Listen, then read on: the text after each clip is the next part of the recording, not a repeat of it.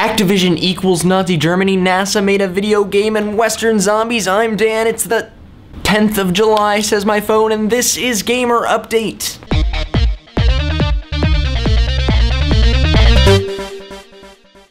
In the ongoing stream of name-calling that is the debate between Activision and the former Infinity Ward employees, the former Infinity Ward employees are now claiming that Activision essentially set up a police state, complete with close monitoring and interrogations of company employees. Those are fighting words, but they used to be demanding almost $500,000 in unpaid bonuses from Activision, which they've since brought down to $216 million, so I guess they're not that mad. Joystick made the apt comparison of Activision to Ingsoc from 1984, and it sounds pretty bad. But you know, the guys at Infinity Ward already got way more money than they probably deserve, so it's hard to feel too bad for them. There's an awesome trailer out for the upcoming live-action film Beyond Black Mesa, which is an adaptation of the Half-Life franchise, and it now revealed that the main character of the movie will be Adrian Shepard, who was the star of the second expansion for the original Half-Life title, Half-Life Opposing Forces. The film is of course unofficial, but so far it looks to be filled with 1,000 pounds of awesome. The special effects are ridiculous, and you have to check it out. There's a link in the underbar.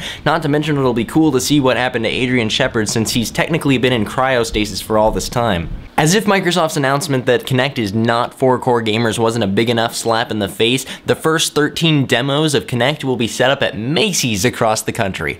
Really? Macy's? Not GameStop. I mean, I hate GameStop as much as the next guy, but Macy's? Seriously? They sell furniture. Speaking of Kinect, however, Microsoft has announced that you will be able to play the Kinect while sitting down, which has been a bit of a point of contention, as long as the game developer has planned for you to be sitting down while playing the game. The special edition of Capcom 2, dubbed the Outbreak Pack, will contain the game, as well as a zombie action figure and several accessories, and a code for a premium theme on the Xbox 360. However, unfortunately, that is going to be a European-only thing and will not be coming to North America, according to Capcom. Europa's in your base, stealing your zombies. The first wave of invites to the Star Wars Old Republic beta were sent out, so if you applied to be in the beta and you're in the first wave, you should get an email in the next couple days with your invite, so keep a lookout for that. And if you're like me and just completely forgot to sign up for the beta, you can still enter and might get into future waves. They're starting out with a really small group and getting a lot bigger like most MMOs, so don't feel disheartened if you didn't get into the first wave. There is still a good chance you will get into the beta later.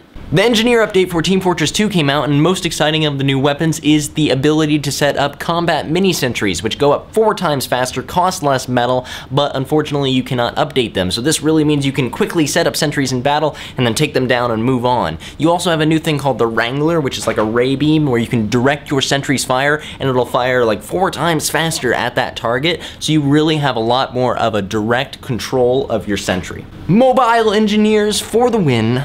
Also, there's a new shotgun. Sega's upcoming shooter Vanquish has an official release date of October 19th, so keep an eye out for that. Not 1, not 2, not 3, but 4 new DLCs have been announced for Red Dead Redemption. The first 3 all look really cool, but the 4th, titled Undead Nightmares, has new single-player missions that feature, you guessed it, zombies! It doesn't really fit in Red Dead Redemption's story, but it does fulfill Rule 425 of the internet, that is, everything is better with zombies. Even this video is better with zombies.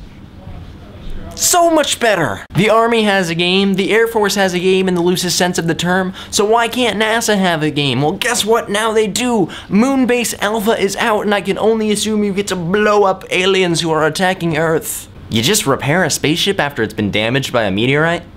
That sounds boring. Regardless, it is free on Steam right now. Speaking of things that are free on Steam, Serious Sam HD The Second Encounter will be free on Steam this weekend and 50% off if you want to buy it for past the weekend. I will definitely be playing it, so if you are, tell me and I will play with you and it'll be awesome. In the latest issue of Game Informer, Dragon Age 2 was announced, although since the first one was called Dragon Age Origins, I guess it had to be the origin of something, so it's kind of obvious, but hey, it's coming out! Gamescom, which is a gaming convention in Germany, is by far the biggest gaming convention in Europe, and Sega has already announced that they will not be attending this year.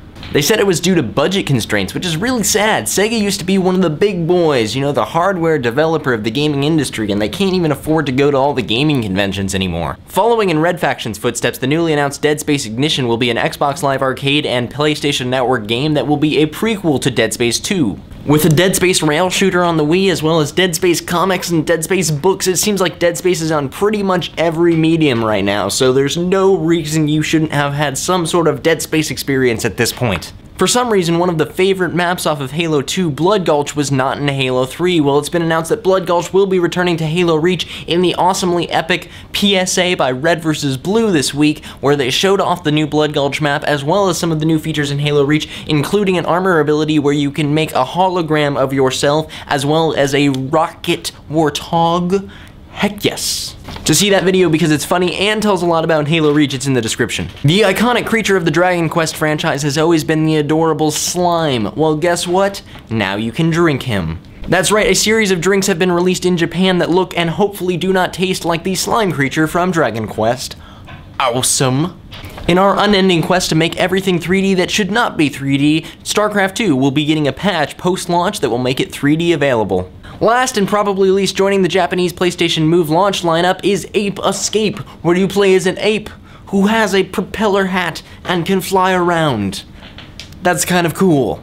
You may have noticed a couple of weeks back I stopped doing daily vlogs and I just kind of let the Dan Resler channel die for a little bit, but now I'm doing videos that are a lot like Gamer Update, except without the gaming and the updating.